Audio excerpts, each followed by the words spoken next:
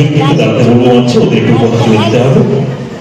যে গাইড করা ছিল আমি একটু চড়ে বেরিয়েছি, সে গাইড সময়ের সঙ্গে করে এখন তার সে জায়গায় হবে। সপ্তম একটি গানের স্কুল, সঙ্গীত স্কুল। প্রত্যেকের মধ্যেই একটা প্রতিভা থাকে, ইচ্ছে থাকে, কিন্তু সেগুলো সবসময় প্রকাশ পায় না।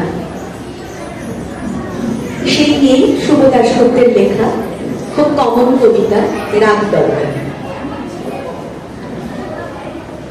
যখন আমি মাঘ মাসের কনকনে শীতে ভোর থাকতে উঠে গলা সারতে বসতাম, তখন আমার বন্ধুরা সকলেই প্রায় ঘুমিয়ে কাদা হয়ে ভোরের স্বপ্ন দেখত, যা নাকি সত্যি হয়ে ওঠে।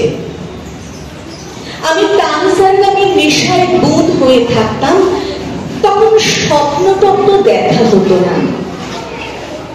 কেবল দুপুরে টিফিনের সময় স্কুলের পাশে বয়ে যাওয়া একটা নদীটির কাছে গিয়ে দাঁড়াতাম আর বলতাম, দেখিস একদিন তোর মতো আমিও ঠিক যাবো।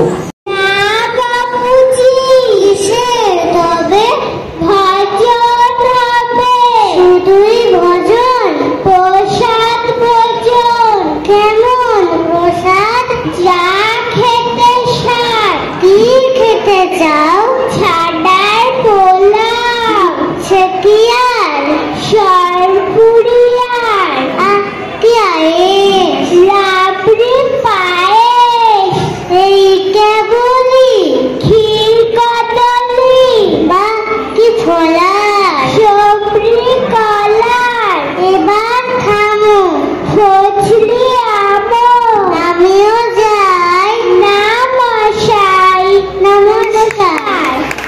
আজকে সপ্তকের কি অনুষ্ঠান হচ্ছে? আজকে সপ্তকের বিজয় সম্মেলনী অনুষ্ঠান হচ্ছে, প্রতি বছরই হয়, এবছরও সেভাবেই করা হচ্ছে। কি কি অনুষ্ঠান রয়েছে?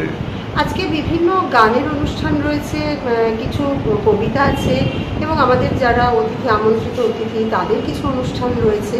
সব কিছুই গান, নাচ, কবিতা মিলিয়ে মিশিয়ে সমস্ত অনুষ্ঠান হচ্ছে। সপ্তকে এটা কত বছর চলছে? সপ্তকের আমাদের 16 সালেই এখানেই আমাদের উদ্বোধন হয়েছিল সপ্তক সঙ্গীত শিক্ষা কেন্দ্রে। আপনার নাম? আজকে 9 বছর। আপনার নাম? স্মিতা মুখার্জি। আপনি সপ্তক সঙ্গীত শিক্ষা কেন্দ্রের অধ্যক্ষ।